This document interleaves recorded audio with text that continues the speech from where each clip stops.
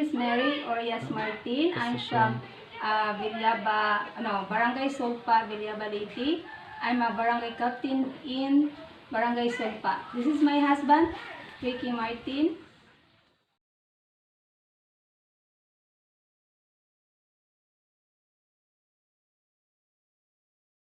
So we are here today to share our knowledge about first aid. First, I will introduce myself. First, I'm Felix Sundina. I'm Riami Lubiano. Roberto Agot, Sanjik, John Paul Vincent H. Oliveira. So we came from San Antonio College. So let's start. So there are 5 reasons of first aid training is very important. So first is increase safety. So the basis of first aid training is prevention. Knowledge of first aid promotes the sense of safety and well-being, prompting them to be more alert and safe in the surroundings they dwell in. Awareness and desire to be accident-free keeps you more safe and secure, reducing the number of casualties and accidents. Mas nindot jud na kay knowledge about first aid because kagianan or something na accident or something that happens sa your family or something that happens in your family or even in the communities. So it is a chance na mas mayong makibaw ka about first aid. Okay. Second is help save life. So, if a person who is trained to give first aid administration happens to see any casualties in his vicinity, immediate action can be taken and lives be saved. Well, it is natural for most of us to rush to support any injured person. A trained person is more reliable, confident, in control of himself and his action while in trauma situation. So, first aid can be help save lives people. Example, accident about sa motorcycle or The car. Then nakakita ta na yung mga aksidente sa inyong kasada rabang ka to save life for others. Why? It is because ang ambulansya is dugay pa kayo sa mabot. So kaybaw na jud ka kasi dapat buhaton what is right to do is help relieve pain. Some injuries require a very simple solution like applying ice pack or quick run.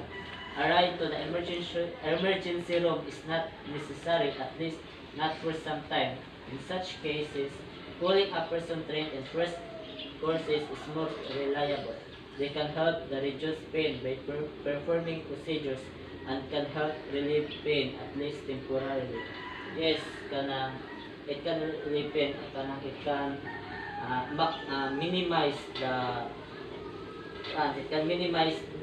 the pain. Higda o unconscious. Ano may una ng buhatan na nalitan na. Yung walang bal. Ang sa siya? Sa may... Nahigda o nahigda. Tapos, kung siya i-atake or you go there and you ask if he's working like this? Breathing? Or is it? Yeah? They should be telling me. And I think that's it. Ang first good mang is to imo safety good ko ganingon. Kaya nga naman baka kay ba tag na yung mga sa imong environment mga na yung mga delikado bitaw sama ka na yung mga ero yung kalit na pagsuod ay mapaakan ka so maamong panuon ka. The first is safety. Kung kanang mga sense of safety. Okay, we need to make around is safe. And then before we... Do we have safety or unsafety? Kung unsafety kali, call ka.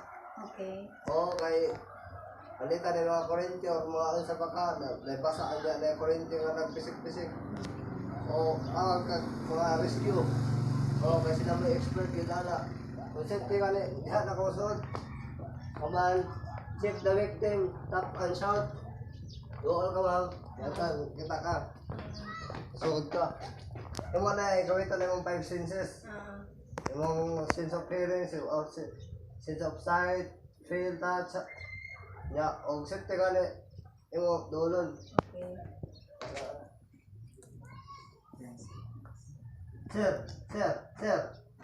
Sir, 10 seconds. O concept or unresponsive, if responsive, call or ask permission.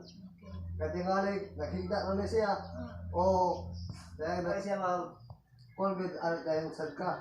Okay. O di kayo mag, bukalit na lang kag up and shout, responsive or then call, one check na rating.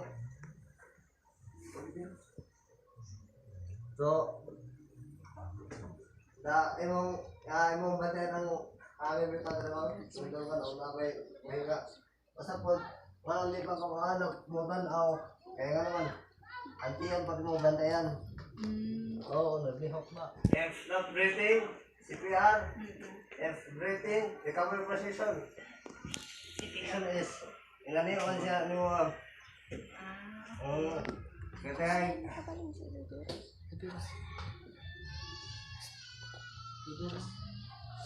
isang naka-kaon, kasi posibilidad na mga baso ka. If not breathing, ang imo makapagpangita dito sa kabante ka imo bukog daw. When dili tapit sa pan. Mo siya naon, asa ka tong hobok na dapit, ade. Ade ang bukog mo. Yan mo siya naon sa center. Ano? Center yun sa Asa man siya? kani. Oh, Kani? kana. So, ang dili. O dili lang kay dapat gyud dili ang pagpump dili lang siya mo kuan. Kani? O tanti ka push lang. Then 30 ka. Oh. 1. ya check imo na ko i-check ang breathing. Okay. So di ka mo ko to sa tim kay mo kasi naghodo na noon mo. Okay. Naghodo na noon mo. So, I know now how to this in here.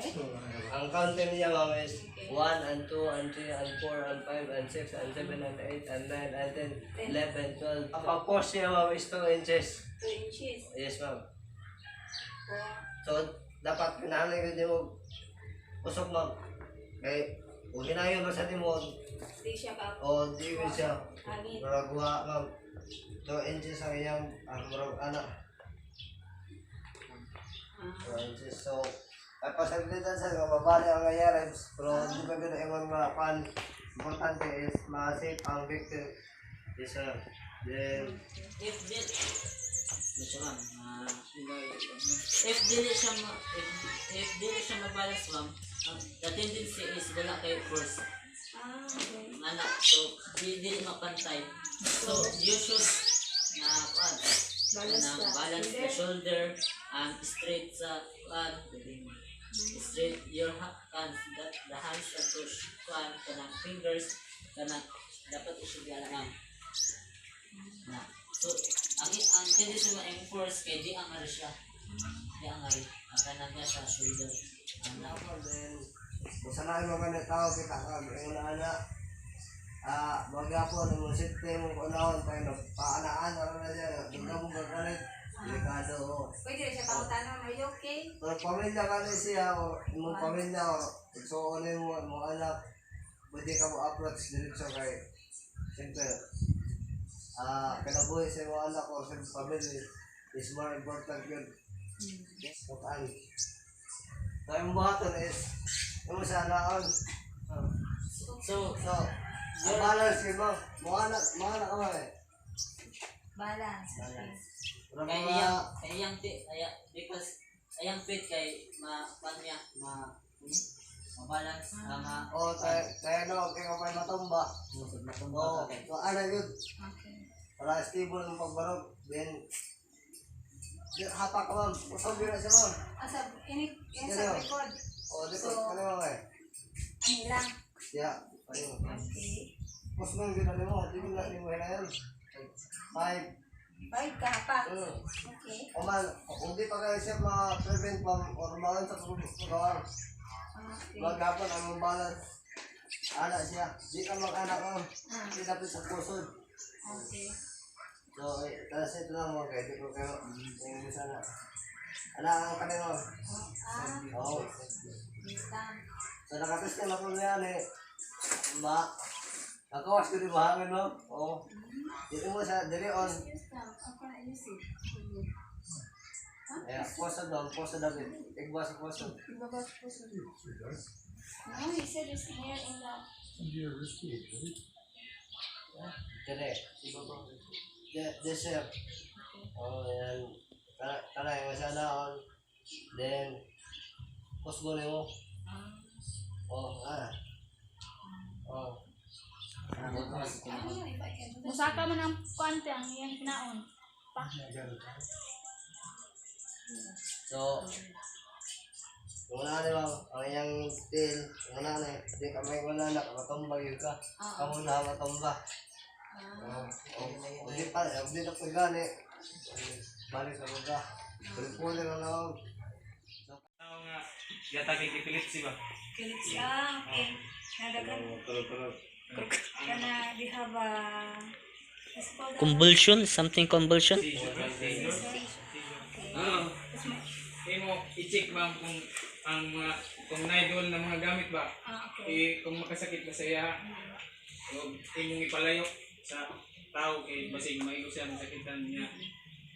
Mangita kag humok na kanang matikhan niyang ulo ba kay basig mapanto niya ang imo ikuan ang time ba kung unsa ka dugay siya ni kanang ni gatake ba. If malapas gag 10 minutes ma'am kana tawag na kag emergency. If muhunong nagdali ma'am paghunong imo check iya breathing ma'am. If ni bleed siya ma'am imo siya butang sa recovery position. Di sad pwede nga di ba na sila ipatuto nga sangsangan kay sa baba. Di pwede nga basin matunon ba paano Mga solid materials. So, good afternoon, ma'am. In my part, I'm going to share about tourniquet and fainting. So, tourniquet ulit, ma'am. Tourniquet, mo na siya. It is a device or tools used to stop bleeding in the wound. So, having a sufficient knowledge about this tourniquet is very important because it will pwede ni kuan ma'am ba na it will survival procedure ma'am para sa atong side. So mag-demo ko para sa tourniquet when someone has a wound or something na has a severe bleeding without prepare when kung nangangarihan, for example ma'am, nangangarihan sa mud, i-place nimo ang tourniquet at least 4 inches above sa wound. So, dili sa iyang cut. Sa unahan lang. So, if you have the cut, you just put in top. 4 inches. Okay. Between the wound and the heart. One in the heart. Between. Ang paghigot na ito mo is yung nanalagay. Naman or mangita kag pwede katuyo ka rin just to tight the kuan. So, dili dahil siya pwede ibangan lang. Oo ma'am. Okay. Tungod ani nga procedure sa pag-bandage is makontrol Put a stick or something in there to tighten it. makontrol niya kung sa kahugot or There you go. kaluag ang pagka-bandage nimo o sayo easy ra sad siya ma-loosen. Okay. That's good. I need that one. How tight the paghigot Okay. as long as the bleeding is stopped. Okay. So using this another higot mo na siyang gamiton para lock niya ang malak niya ang pagka-project sa bandage.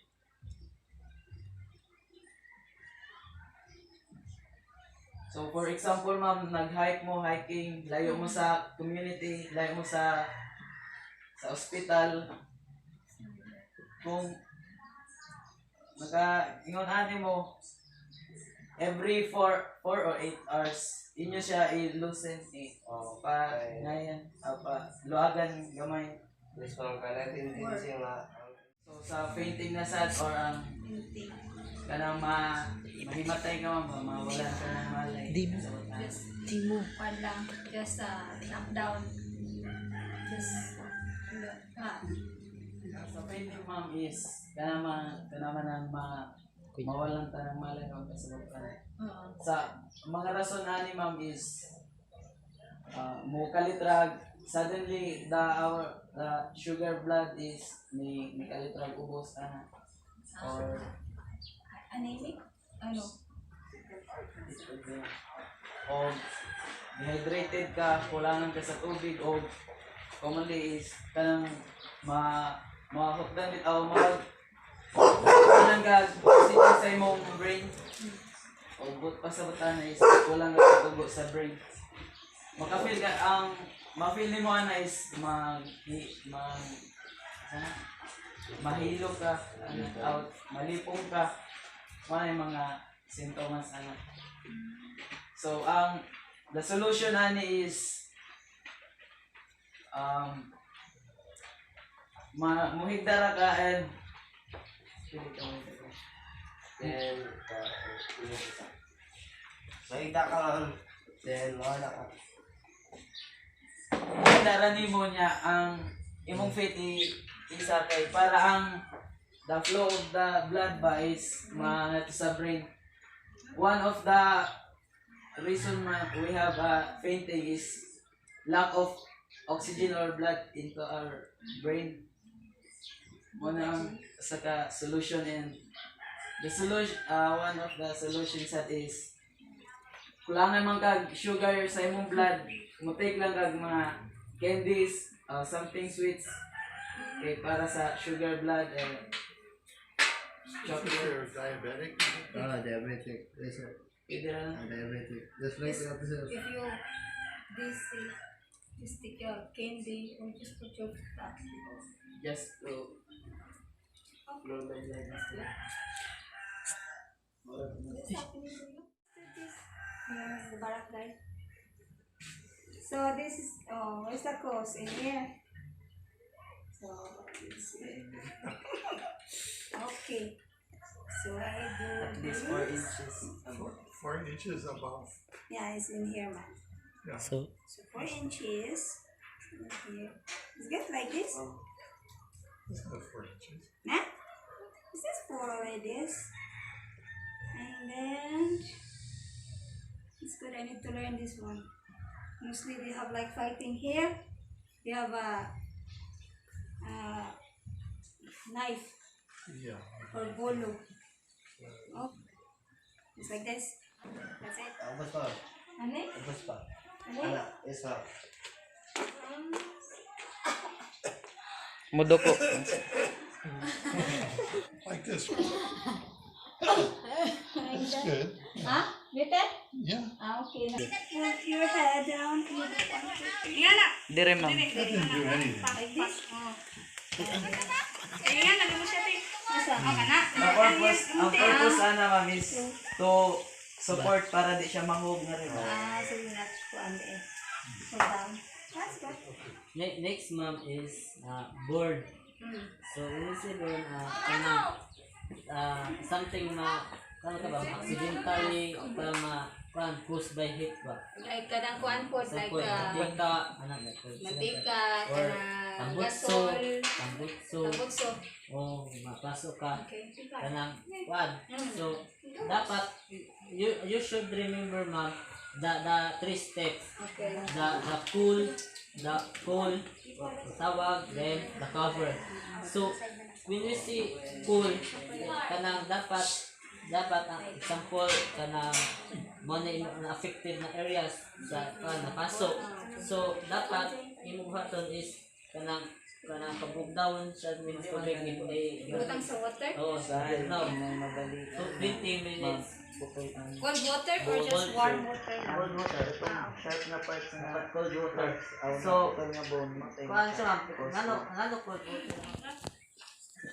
So, example ma'am, kung na may mga floppy na or Okay. Gabiran siya. kabiran siya. So, na. So, dapat higtan pa rin siya nga rin. Okay. Kahit nanong cover, kahit para ka ng so dapat sa dapat itong law is stroke. So when we say stroke is something na di ka makagalaw sa ibang part sa labas. Stroke. Diba? Kanang dapat you should remember the fast word na fast ma'am. So when we say F, it stands for face. So ang face anak ma'am is more kanang mahiwi mo na stands for arms. So if siguro if ngari ang kanang sabol kanang ngari ya Pagkaban ka ng stroke mo, mga kanang ang katunga sa lawas. Hindi malihok. Oo, yung kamot mo, nagana. so ang S stands for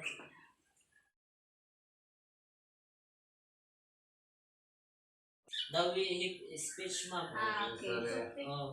Kaya magbulol-bulol na lang siya. Sabi na. Pero hindi na siya makibaw sa sakto ito. So, of course ma'am, ang T is time.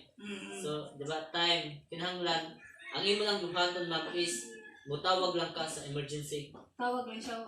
Oh, tawag lang ka sa near the pambas kanang ka sa Okay. rescue hotline. So, Good afternoon, sir. So, I will discuss or share to you about bleeding and what is bleeding. So, from the word bleeding, it is the loss of blood and it can happen outside or inside of our body. So, bleeding, there are two types of bleeding, the internal bleeding and the external bleeding. So, from the word internal bleeding, so inside of our body, and from the word external, outside of our body. So, internal bleeding, the most frequent sites of internal bleeds are the knee, ankle, elbow, and hip joints. At first, the joint feels bubbly or tingly as more blood pools in it and swelling occurs. The joint feels tight, maybe hot to the touch, and becomes painful to bend. So, example sa internal bleeding, ma'am, kay like kanang murag babalian kanang joints. So, maana man na imong joints. So, di ba kanang ang edge ana kay murag di man jud malikyan nga naay sharp nga edge sa kanang joints if mabali. So, ang imong kanang panit sa kuan Unod. ang unod. So, ang unod ana mura siya Samad. masamad siya sa kanang talinis nga kanang joints nga kanang katong nabali. So mo to siya maka-cause of internal bleeding. So there are symptoms and signs of internal bleeding depend on where the bleeding is coming from. So headache, stiffness and confusion, and also stroke symptoms, vision loss, weakness, and slurred speech, like headedness, shortness of breath, low blood pressure, blood in the stool, rectal bleeding, blood in the urine. External bleeding. So external bleeding can occur in the mouth after biting the mouth, lips, or tongue, recurrent heavy nosebleeds, or epistaxis without apparent cause or another symptom. Minor cuts that don't clot or that stop and then start again also can occur. So, examples, so there are three types of external bleeding. The capillary bleeding. So, capillary bleeding, it is the most common and involves damage to the tiny capillaries in our body. So, ang capillary bleeding is common na ni kayo sa ato like kanang, for example, kanang naay bata nga magdagandagan, so kanang nadagma siya, so ang iyang natukod is iyang pump. So kanang masamad siya, muna na siya gitawag nga capillary bleeding. Venous bleeding is when a vein is cut and the bleeding will be a steady flow. If a larger, deep vein is cut, the bleeding can be more significant. So, example of venous bleeding. Wesley was fixing dinner and slicing meat for a stew. The knife was dull, so he found himself using more pressure and he accidentally cut his finger. Wesley experienced venous bleeding. Arterial bleeding. Arterial bleeding is the most serious type of bleed. This involves the arteries and blood will spread out from the damaged artery. This injury will not likely clot and large amounts of blood can be lost. So, from the word arterial, so, giingon diri nga kanang serious types of blood kay kanang ang serious types of blood involves man siya sa artery. So, ang artery maoy importante nga kanang dili siya masugod kay